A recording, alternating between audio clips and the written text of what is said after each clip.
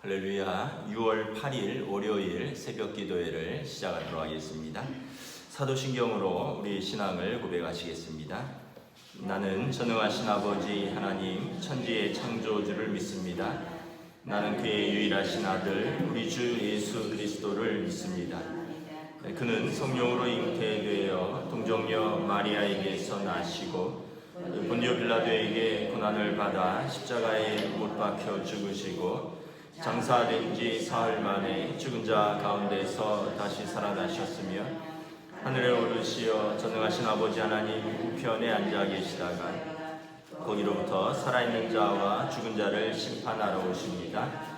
나는 성령을 믿으며 거룩한 공교회와 성도의 교제와 죄를 용서받는 것과 몸의 부활과 영생을 믿습니다. 아멘. 찬송가 278장입니다. 찬송가 278장입니다.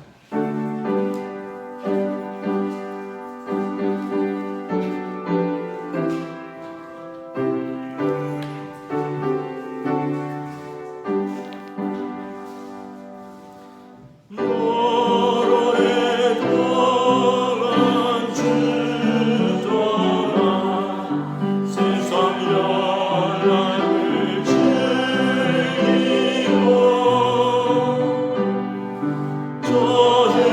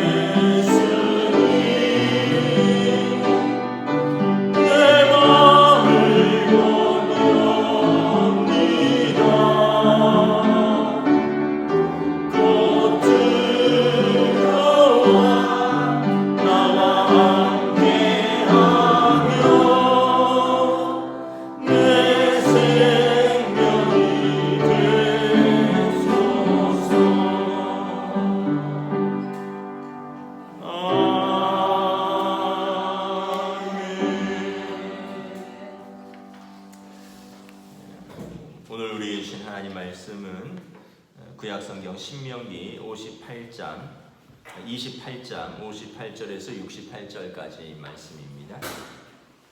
신명기 28장 58절에서 68절까지 말씀입니다.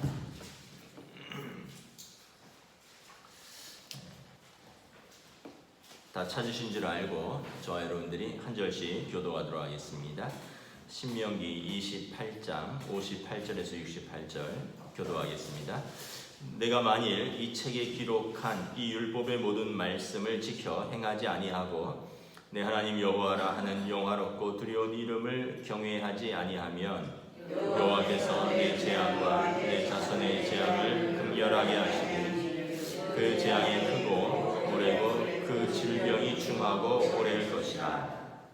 여호와께서 내게 두려워하던 애굽의 모든 질병을 내게로 가져다가 내 몸에 들어붙게 하실 것이며 또 이 율법책에 기록하지 아니한 모든 질병과 모든 재앙을 내가 멸망하기까지 여호와께서 내게 내리실 것이니 너희가 하늘의 별같이 많을지라도 내 하나님 여호와의 말씀을 청종하지 아니하므로 남는 자가 얼마 되지 못할 것이라. 여호와께서 너희에게 선을 행하시고 너희를 번성하게 하시기를 기뻐하시던 것 같이 이제는 여호와께서 너희를 망하게 하시며 멸하시기를 기뻐하시니 너희가 들어가 차지할 땅에서 뽑힐 것이요 여호와께서 너를 땅 이 끝에서 저 끝까지 만민 중에 흩으시리니 내가 그곳에서 너와 내 조상들이 알지 못하던 목석 우상을 섬길 것이라.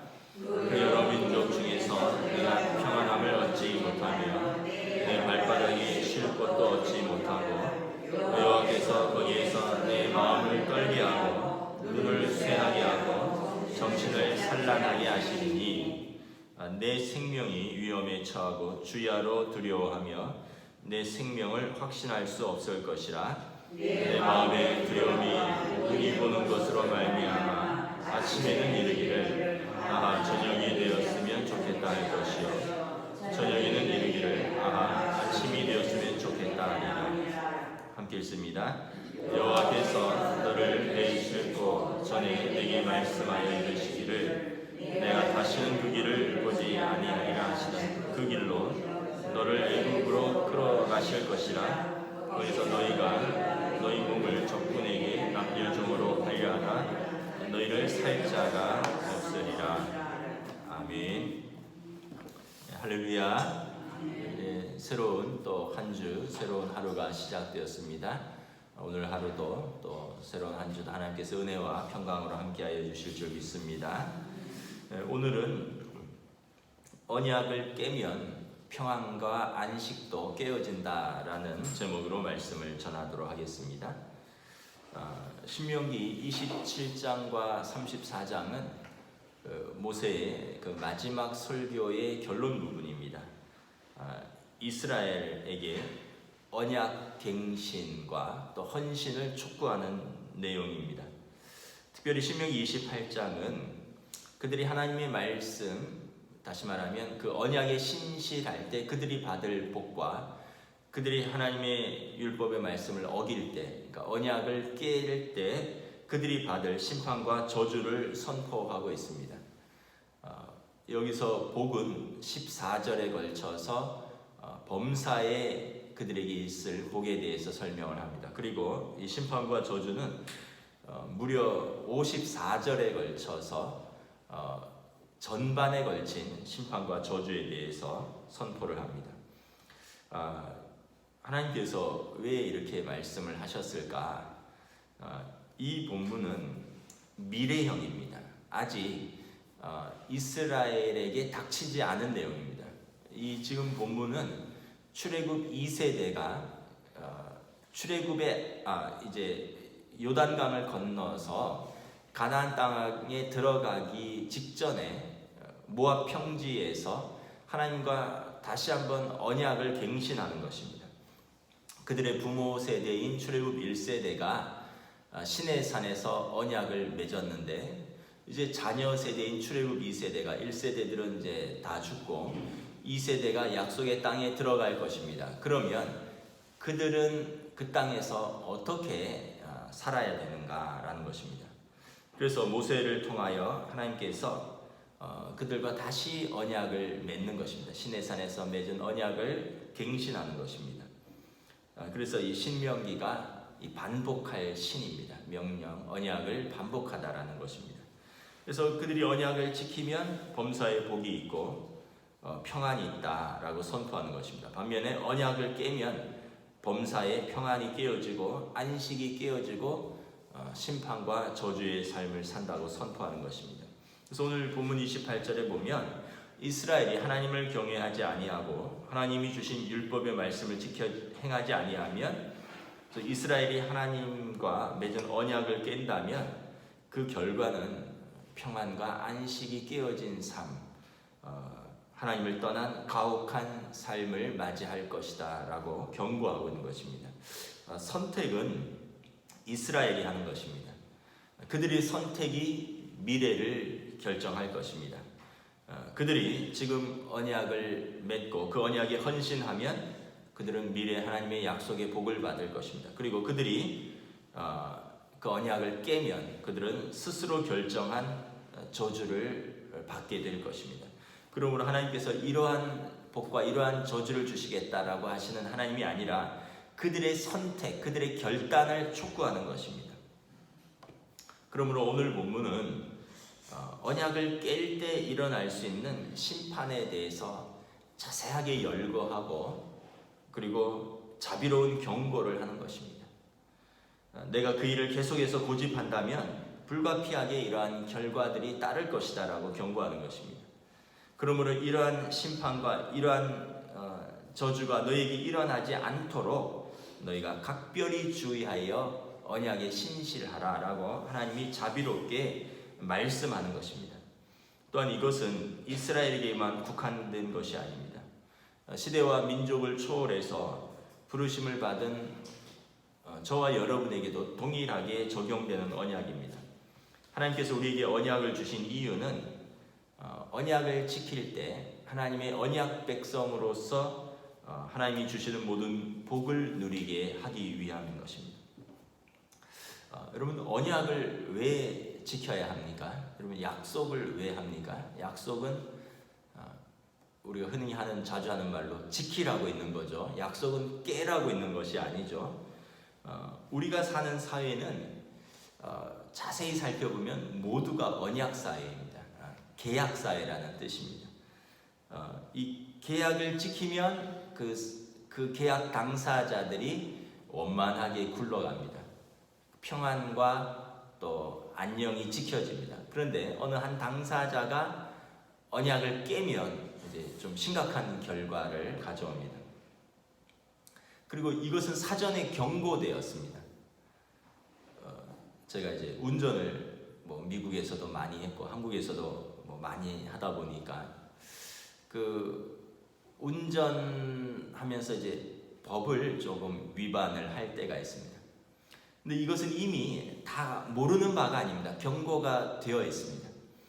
운전 면허를 딸 때 여기서는 이런 속도로 가야 된다. 횡단보도에서는 어떻게 해야 된다.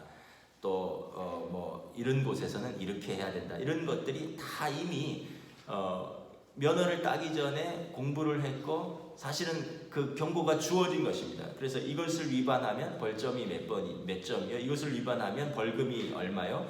이것을 반복해서 위반하면 면허가 정지된다. 이런 것들을 모르는 바가 아니라 이미 다 계시가 되었습니다. 그럼에도 불구하고 인간의 이제 죄성이 있는 거죠.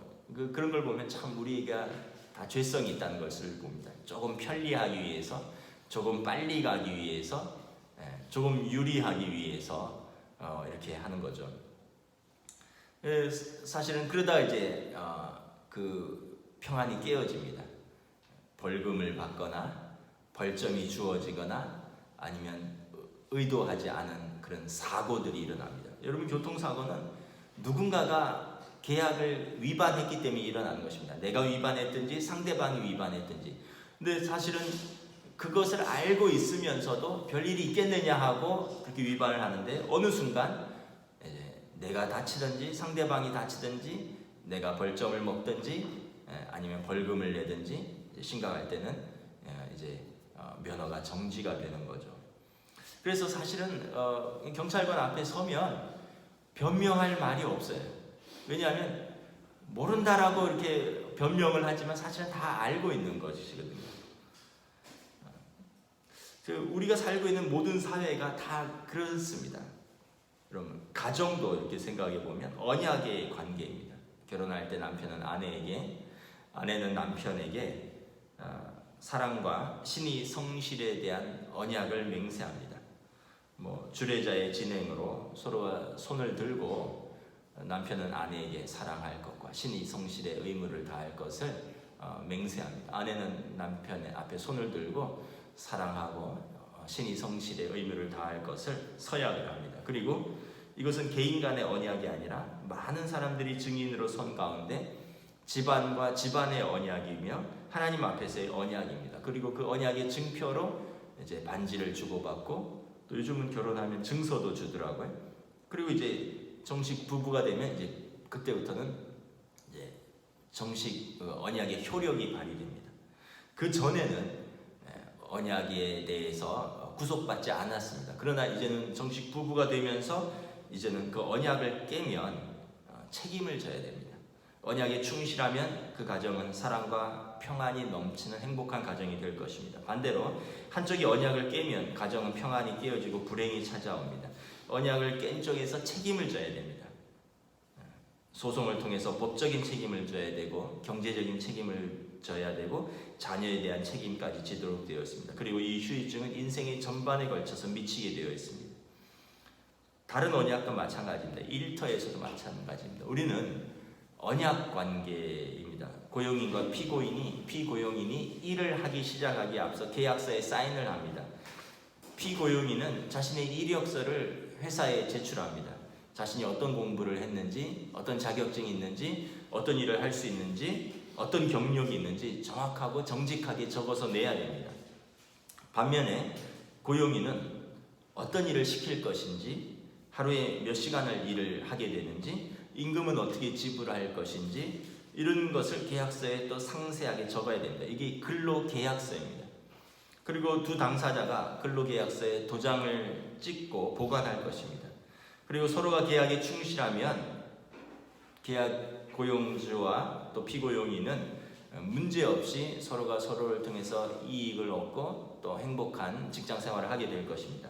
그런데 두 당사자 중에서 한쪽이 계약을 파기하면 평안이 깨어지고 불행이 시작될 것입니다.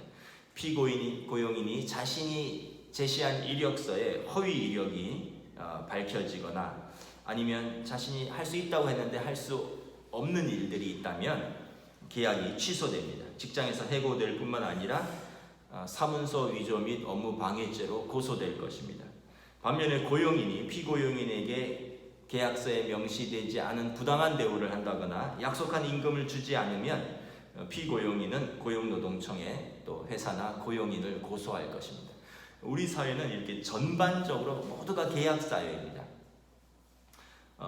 그러므로 쌍방의 계약 당사자가 계약에 충실할 때 평안과 안녕이 지켜지고 행복한 것이고 어느 한쪽이 언약을 깨면 불행이 찾아오고 평안이 깨어지는 것입니다. 성경을 보면 하나님께서 반복해서 언약을 깨는 자기 백성에게 매우 낙심하셨습니다. 그러나 하나님께서 자기 백성을 포기할 수 없기 때문에 구약에서 희생제사라는 제도를 통하여 깨어진 관계를 용서하고 회복할 수 있는 길을 열어주셨습니다. 여러분, 언약을 깼지만 관계를 깨지 않는 방법은 뭘까요? 하나밖에 없습니다. 언약을 깬 사람을 용서하는 길입니다. 그리고 그와 새로운 언약을 체결하는 것입니다. 이 방법만이 유일하게 언약을 깼지만 관계가 깨어지지 않는 것입니다. 그러나 언약을 깬 당사자에 대해서 용서하지 않고 언약을 깬 대로 처벌을 한다면 그 관계는 깨어지고 말 것입니다. 하나님께서 이스라엘과 언약을 맺으셨습니다.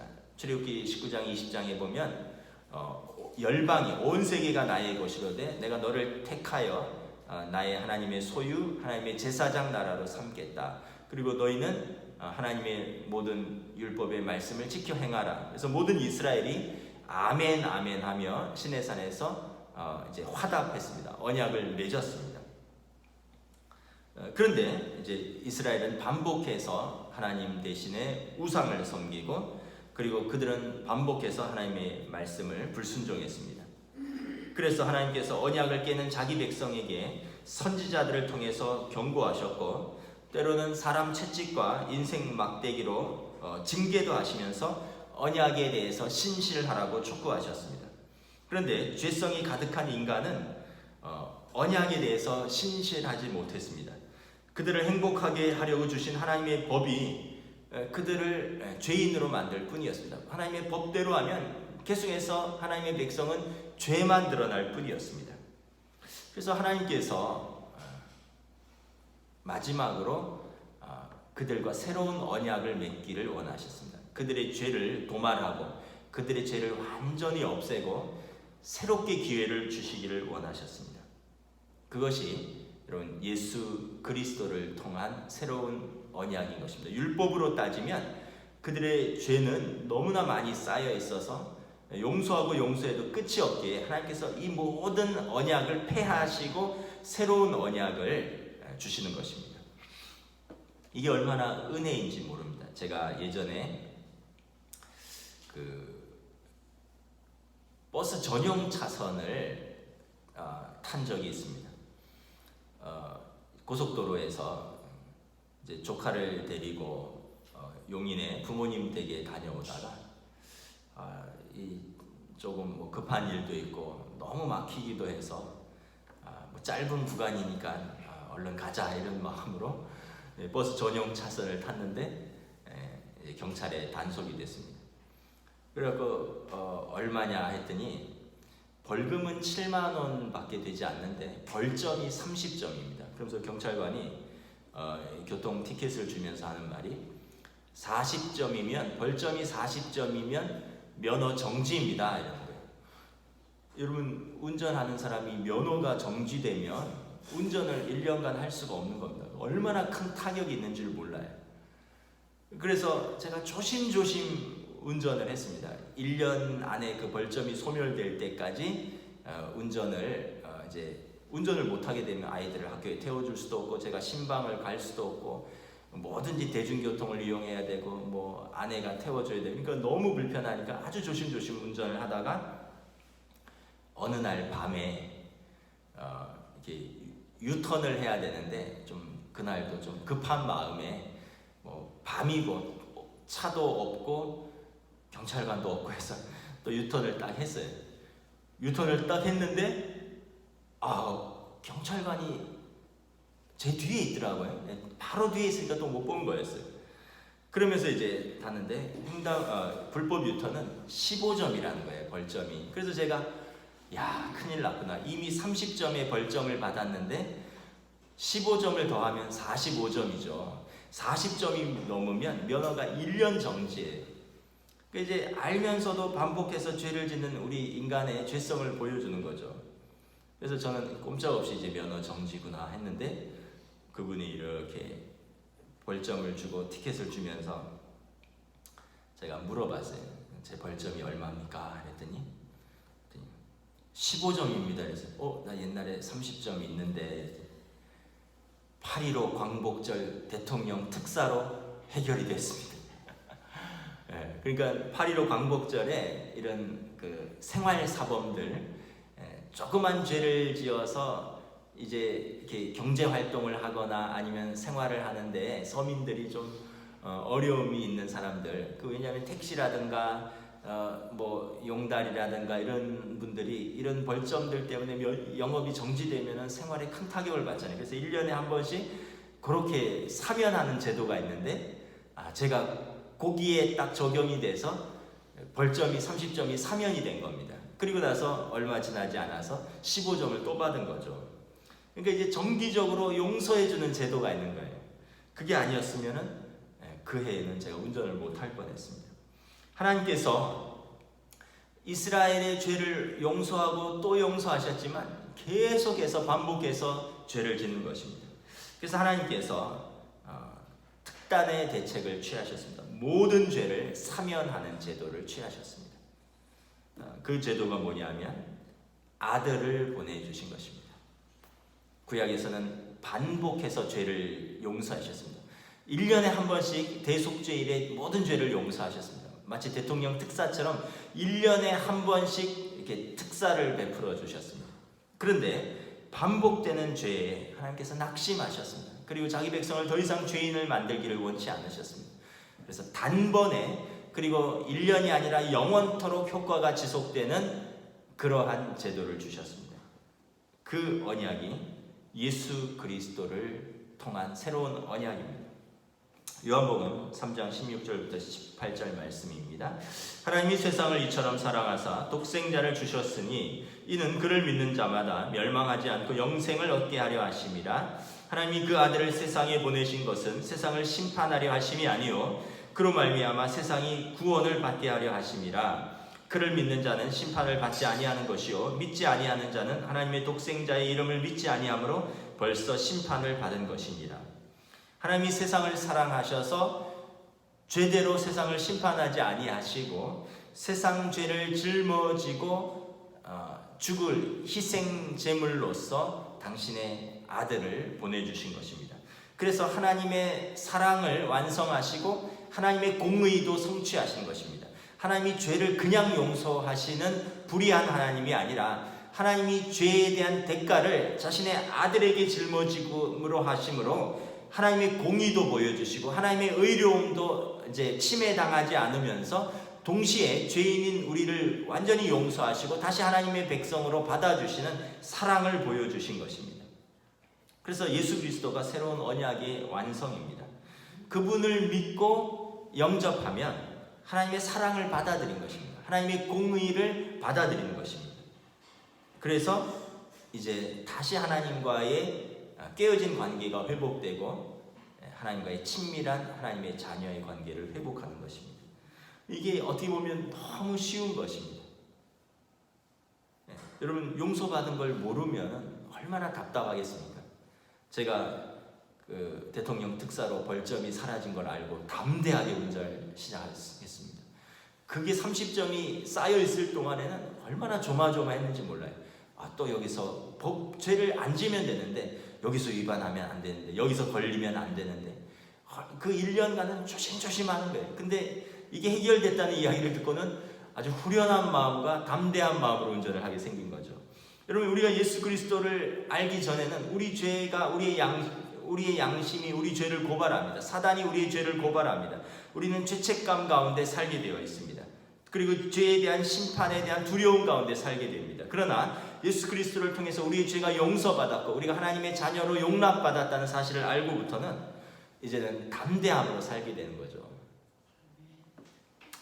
말씀을 정리하도록 하겠습니다. 오늘 말씀은 이렇게 죄를 지면 이런 벌이 있다라고 하나님이 그들을 두렵게 하는 것이 아니라 지침을 주는 거예요. 자비로운 경고입니다. 이런 것들을 피하기 위해서 내가 율법의 말씀을 지키라라는 것입니다. 너의 행복과 너의 평안과 너의 안녕을 지키기 위해서 내가 선택할 것은 율법에 신실하는 것이다 라는 것입니다. 그래서 신명기 10장 13절 말씀에 내가 오늘 내 행복을 위하여 내게 명하는 여호와의 명령과 규례를 지킬 것이 아니냐 말씀하는 것입니다. 그럼 저와 여러분들이 한 주간 또 오늘 하루도 우리가 예수 그리스도를 믿는 이 언약 속에서 신실하게 하나님의 백성으로 살아가시기를 주님의 이름으로 축복합니다. 아멘. 기도하겠습니다. 하나님께서 이스라엘에게 율법을 주신 것은 그들을 무겁게 압제하고 그들을 억누르려는 것이 아니라 그들의 행복을 위한 것입니다. 그들의 평안과 그들의 안녕을 깨지 않기 위하여 그들에게 올바른 선택을 할 수 있도록 지침을 주는 것입니다. 그러나 죄성이 가득한 이스라엘은 반복해서 율법을 어겼고 결국 하나님과의 관계가 깨어지고 하나님의 심판을 받을 수밖에 없는 처지에 놓였습니다. 그러함에도 불구하고 하나님은 자기 백성을 포기하지 아니하시고 자기 백성을 사랑하셔서 그들이 영원히 용서받고 다시 하나님의 백성으로 회복될 새로운 언약을 주셨습니다. 그분이 바로 예수 그리스도이십니다. 하나님의 아들이 땅에 사람의 모양으로 오셨고 우리의 죄를 짊어지시고 십자가에 죽기까지 복종하셨으니 이것이 하나님의 사랑이요 하나님의 공의입니다.